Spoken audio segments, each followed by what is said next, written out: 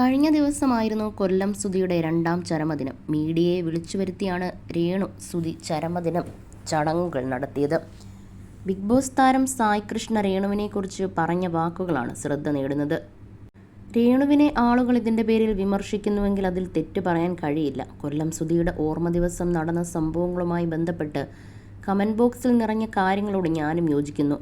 ഒരാളുടെ ഓർമ്മ ദിവസം ആ വ്യക്തിയുമായി ചേർന്ന് നിൽക്കുന്നവർക്ക് വളരെ പ്രധാനപ്പെട്ട ദിവസമാണ്. ഹാപ്പി ആണ്ട് ഡേ എന്ന് പറഞ്ഞ് രേണു ആഘോഷിച്ചതുപോലെ തോന്നി. കൊല്ലത്ത് സുധിയുടെ വീട്ടിലും ആണ്ടിന് ചടങ്ങുകൾ നടന്നിരുന്നു.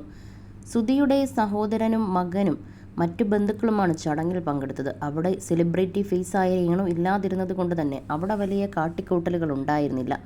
സുധിയുടെ മകൻ ക്യാമറയിൽ പെടാതെ പരമാവധി ഒഴിഞ്ഞു മാറി പോവുകയാണ് ചെയ്തത്. രേണുവിൻ്റെ വീഡിയോകൾ കണ്ടപ്പോൾ അഭിനയം പോലെയാണ് തോന്നിയത്. ക്യാമറ കാണുമ്പോൾ ദുഃഖം അഭിനയിക്കുന്നത് പോലെ. ഇതൊക്കെ കാണുമ്പോൾ ആളുകൾ വിമർശിക്കും. രേണുവിൻ്റെ പ്രവൃത്തികൾ നാടകമായാണ് തോന്നിയതെന്നും സായ് കൃഷ്ണ പറഞ്ഞു.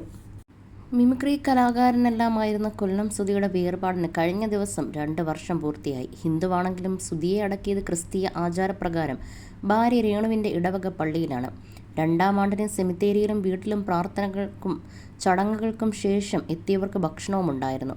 ചടങ്ങിൻ്റെ വീഡിയോ വൈറലായ ശേഷമാണ് വലിയ രീതിയിലുള്ള സൈബർ ആക്രമണം രേണുവിന് ലഭിക്കുന്നത്. സുധിയുടെ ഓർമ്മദിനവും സ്വന്തം സോഷ്യൽ മീഡിയ റീച്ച് കൂട്ടാനുള്ള കണ്ടന്റാക്കി രേണു മാറ്റിയെന്നാണ് വിമർശനം. ഓൺലൈൻ മീഡിയയെ മുഴുവൻ വിളിച്ചു വരുത്തി രേണു സങ്കടം അഭിനയിച്ചുവെന്നും കമൻറ്റുകളുണ്ട്. ഈയൊരു ദിവസം വെറും കണ്ടന്റിനു വേണ്ടി മാത്രം ഉപയോഗിച്ചു കാണുമ്പോൾ വിമർശിക്കാതിരിക്കാൻ കഴിയുന്നില്ല. പിന്തുണയ്ക്കേണ്ട സമയത്താണ് പിന്തുണയ്ക്കേണ്ടത്, അല്ലാത്തപ്പോൾ വിമർശിക്കുക എന്നതാണ് രീതി. സുധിയുടെ ഓർമ്മ ദിവസം രേണുവിൻ്റെ വീട്ടിൽ നടന്ന സംഭവങ്ങൾ കണ്ടപ്പോൾ അറപ്പാണ് തോന്നിയതെന്നും സായ് കൃഷ്ണ പറഞ്ഞു. ഓർമ്മ ദിവസം വീട്ടിൽ നടക്കുന്ന ചടങ്ങുകൾ കവർ ചെയ്യാൻ ഓൺലൈൻ മീഡിയയെ വിളിച്ചു വരുത്തിയത് രേണു തന്നെയാണ്. അതുകൊണ്ട് ഓൺലൈൻ മീഡിയക്കാരെ ആരും വിമർശിക്കേണ്ടതില്ല. ഞാൻ എൻ്റെ വഴിക്ക് ഇതിനെക്കുറിച്ച് അന്വേഷിച്ചിരുന്നു. ഇതിൽ നിന്നും ആ ഓർമ്മ ദിവസവും രേണു കണ്ടന്റാക്കിയെന്ന് മനസ്സിലാക്കാം. പക്ഷേ രേണു സുധിയുടെ ഈ പ്രവൃത്തിയോട് യോജിക്കാൻ കഴിയില്ല. മീഡിയയിൽ വലിഞ്ഞു കയറി രേണുവിൻ്റെ കുടുംബത്തിൻ്റെ പ്രൈവസി ഇല്ലാതാക്കിയെന്ന് പറയരുത്. ഹാപ്പി ആണ്ട് ഡേ എന്ന് പറഞ്ഞ് രേണു ആഘോഷിച്ചതുപോലെയാണ് തോന്നിയത്. കൊല്ലത്ത് സുധിയുടെ വീട്ടിലുള്ള ചടങ്ങുകളിൽ ഒരു പ്രശ്നവുമില്ലായിരുന്നു. സുധി മരിച്ച ദിവസത്തിന് വാല്യൂ കൊടുക്കണം. കാരണം 24 മണിക്കൂറും സുധി എന്ന പേരാണല്ലോ രേണു ആവർത്തിച്ച് പറഞ്ഞുകൊണ്ടിരിക്കുന്നത്. ഇരുവരുടെയും ഇളയ കുഞ്ഞിനടക്കം ആ ദിവസത്തിൻ്റെ വാല്യൂ രേണുവിൻ്റെ പ്രവൃത്തികൾ കാരണം മനസ്സിലാകാതെ പോകും.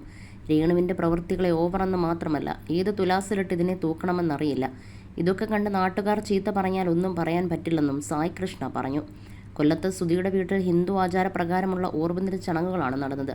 മൂത്ത മകൻ വരില്ലേ എന്ന് ചോദിച്ചു വൈകിട്ടോടെ എത്തുമെന്നായിരുന്നു രേണുവിൻ്റെ മറുപടി. ഒരാളുടെ ഓർമ്മദിനവുമായി ബന്ധപ്പെട്ട് ചടങ്ങുകൾ നടക്കുന്ന സ്ഥലത്തെത്തി ഡാൻസ് കളിച്ചതിന് അലിൻ ജോസ് പെരേരയ്ക്ക് നേരെയും വിമർശനം ഉയരുന്നുണ്ട്.